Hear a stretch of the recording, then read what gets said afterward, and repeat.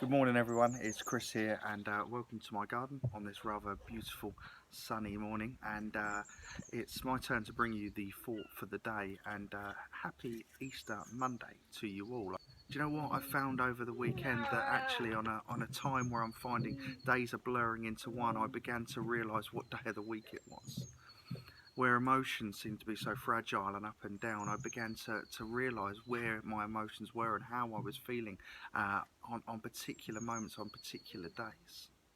And do you know what? I found myself in such a great rhythm of listening to a daily thought, getting involved in scripture, reading scripture, and dwelling in God's presence over that Easter weekend, watching services as well. And do you know what? Today's Monday.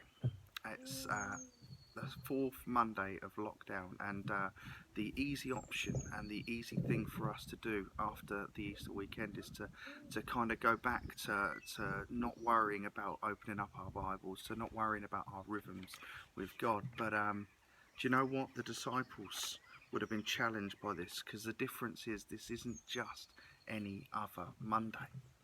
The disciples would have known it, and we need to know that actually this is the first Monday of the risen, the victory, the risen King Jesus. This is a day of celebration, of jubilation, and I was just challenged by the thought of how the disciples would have been feeling on this Monday. You know, that what a weekend they'd had. They were probably emotionally exhausted, absolutely spent.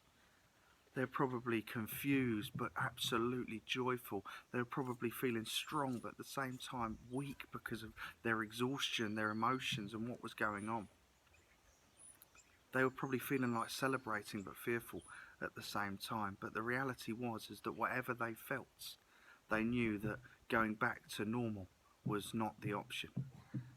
They could have retreated and gone, do you know what, it was fun while it lasted. Back to fishing I go, or back to tax collecting we go. They didn't, because they knew that this was far more important. It was far bigger than that. Going back to the old ways of life was nowhere near their thoughts. It was a time where they needed to do more, to grow the church, to live the way that Jesus had called them to live. And you know what? We see this in scripture. You know, Jesus appeared to his disciples after the glory of Easter Sunday. He continued to meet with them and teach them and show them the way to bring his kingdom. And you know what? We have the same challenge today. In Acts 10:39 to 43, it says, "We are witness to everything he did in the country of the Jews and in Jerusalem. They killed him by hanging him on a cross, but God raised him from the dead on the third day and caused him to be seen. He was not seen by all people, but witness to whom God had chosen already. By us who ate and drank with him after he rose from the dead, he commanded us to preach to the people and to testify that he is the one in whom God appointed as judge over the living and the dead. All the prophets testify about him, and that everyone who believes in him receives forgiveness of sins through his name." We are people that have witnessed over the weekend the resurrection of Jesus, and we've been appointed with the knowledge and the power to share with other people. It's too important to go back to not having good rhythms in our life. So my prayer for you this week is that continue with your rhythms, continue celebrating the joys of Easter, because the risen King is alive. Amen.